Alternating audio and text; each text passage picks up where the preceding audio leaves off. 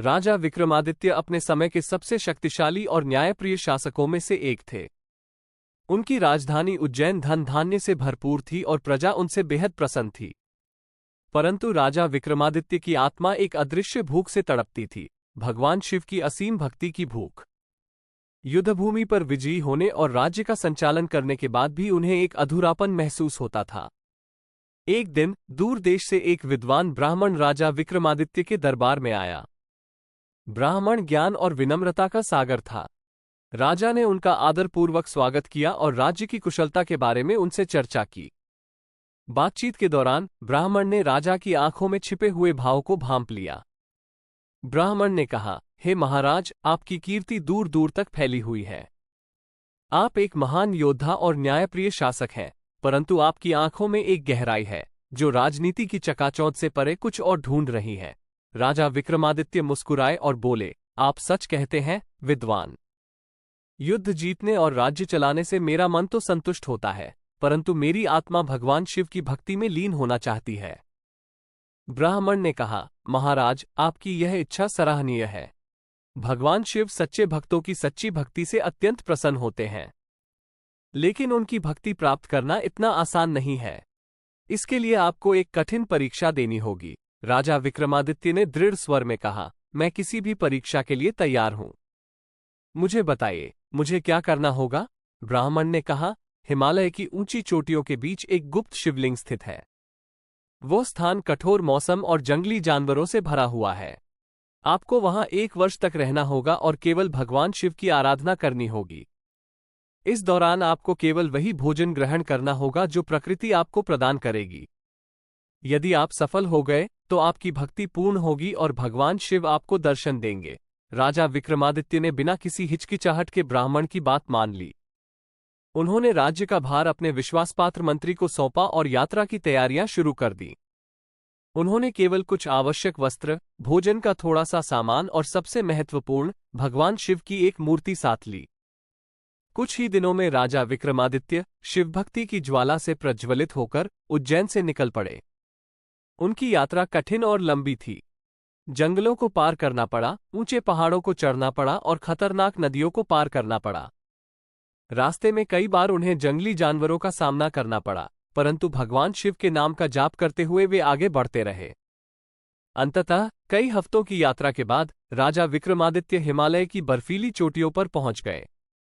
हवा पतली और तीखी थी। चारों ओर बर्फ ही बर्फ दिखाई दे रही थी। ब्राह्मण के बताए अनुसार उन्होंने एक गुफा ढूंढी। गुफा के अंदर एक प्राचीन शिवलिंग विराजमान था, जिस पर समय के निशान स्पष्ट रूप से दिखाई दे रहे थे। राजा विक्रमादित्य आनंद से भर उठे। उन्होंने शिवलिंग को साफ किया और भगवान शिव की मूर्ति को उसके पास रखा।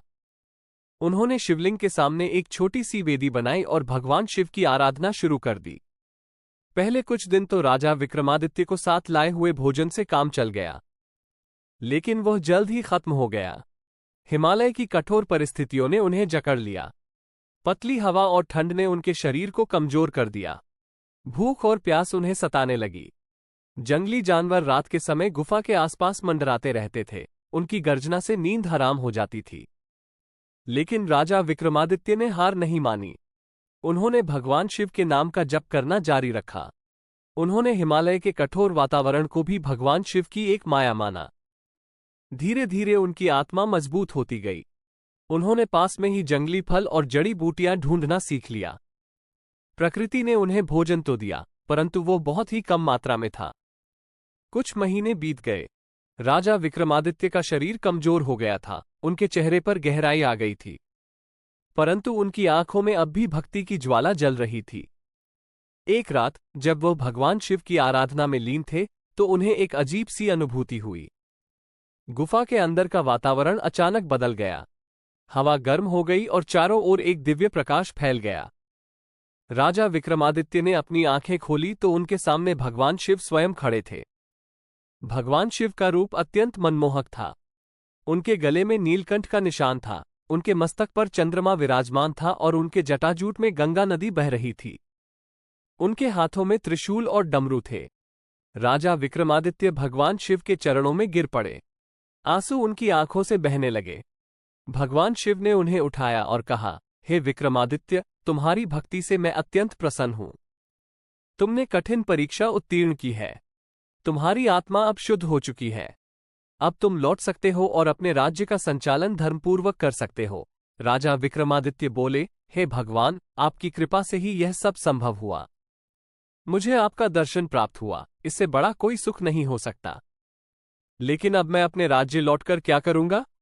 मेरा मन तो यहीं आपके चरणों में रहना चाहता है। भगवान शिव मुस्कुराए और बोले, तुम्हारा राज्य भी मेरा ही धाम है। अपने राज्य का संचालन धर्मपूर्वक करना भी मेरी ही भक्ति है। प्रजा का कल्याण करना ही सच्ची भक्ति है। तुम वापस जाओ और अपने राज्य को स्वर्ग बनाओ। राजा विक्रमादित्य को भगवान शिव के वचन समझ में आ गए। उन्होंने भगवान शिव को नमन किया और उनके लौटने का आशीर्वाद लिया। भगवान शिव अंतर्ध्यान हो गए और गुफा का वातावरण पहले जैसा हो गया। अगले दिन राजा विक्रमादित्य हिमालय से लौटने की तैयारी करने लगे। उनके पास कोई भोजन नहीं था, लेकिन उन्हें भूख का कोई अनुभव नहीं हुआ। उनके हृदय में भगवान शिव का आशीर्वाद भरा हुआ था। उन्होंने गुफा को साफ किया और वहां से जाने से पहले आखिरी बार शिवलिंग की पूजा की। वापसी की यात्रा और भी कठिन थी। भोजन की कमी और कमजोर शरीर ने राजा विक्रमादित्य को अत्यंत थका दिया था। लेकिन अब उनके पास एक नया बल था, भगवान शिव का आशीर्वाद। रास्ते में उन्हें कई बार खतरे का सामना करना पड़ा, परंतु हर बार उन्हें ऐसा लगता था जैसे कोई अदृश्य शक्ति उनकी रक्षा कर रही है। अंततः कई हफ्तों के बाद राजा विक्रमादित्य उज्जैन की सीमा पर पहुंचे। शहर के बाहर ही उनकी मुलाकात उनके मंत्री से हुई। मंत्री उन्हें देखकर भावुक हो गए। उन्होंने राजा को बताया कि 1 वर्ष से अधिक समय हो चुका है और सभी उन्हें मृत मान चुके थे। राजा विक्रमादित्य उज्जैन में वापस लौटे तो उन्हें अपने ही राज्य में एक अजनबी जैसा महसूस हुआ। 1 वर्ष में बहुत कुछ बदल चुका था। कुछ अधिकारी भ्रष्ट हो गए थे और उन्होंने जनता का शोषण किया था। राजा विक्रमादित्य ने तुरंत ही राज्य का संचालन अपने हाथों में लिया। उन्होंने एक जांच कमेटी गठित की और भ्रष्ट अधिकारियों को सख्त सजा दी। उसके बाद उन्होंने राज्य में सुधार लाने के लिए कई कदम उठाए। उन्होंने किसानों के लिए कर कम कर दिया, शिक्षा व्यवस्था को सुधारा और गरीबों के लिए कल्याणकारी योजनाएं शुरू की। उन्होंने न्याय व्यवस्था को और भी मजबूत बनाया और भ्रष्टाचार को समाप्त करने का संकल्प लिया। राजा विक्रमादित्य पहले से भी अधिक न्यायप्रिय और धर्मनिष्ठ शासक बन गए थे। भगवान शिव की भक्ति ने उन्हें न केवल आध्यात्मिक ऊंचाई पर पहुंचाया था, बल्कि यह उनके राज्य के लिए भी वरदान साबित हुई थी। अब उनका राज्य न केवल धन धान्य से संपन्न था, बल्कि प्रजा भी सुखी और समृद्ध थी। लेकिन राजा विक्रमादित्य कभी भी अपने भक्तिमय अनुभव को नहीं भूले। वो हर रोज नियमित रूप से भगवान शिव की आराधना करते थे। उन्होंने मंदिरों का निर्माण करवाया और गरीबों की सहायता करते रहे। कई वर्षों बाद जब राजा विक्रमादित्य वृद्ध हो गए तो उन्होंने अपने पुत्र को राज्य सौंप दिया। उन्होंने अपना शेष जीवन भगवान शिव की भक्ति में लीन होकर बिताया। एक शांत रात में जब वे गहरी समाधि में थे तो भगवान शिव एक बार फिर प्रकट हुए और राजा विक्रमादित्य को अपने धाम कैलाश में ले गए। इस प्रकार राजा विक्रमादित्य की कहानी इतिहास में अमर हो गई। वह एक महान योद्धा, न्यायप्रिय शासक और सच्चे भक्त के रूप में जाने गए। उनकी कहानी हमें सिखाती है कि सच्ची भक्ति कठिन परीक्षाओं को पार करने की शक्ति देती है और हमें दूसरों की सेवा के लिए प्रेरित करती है।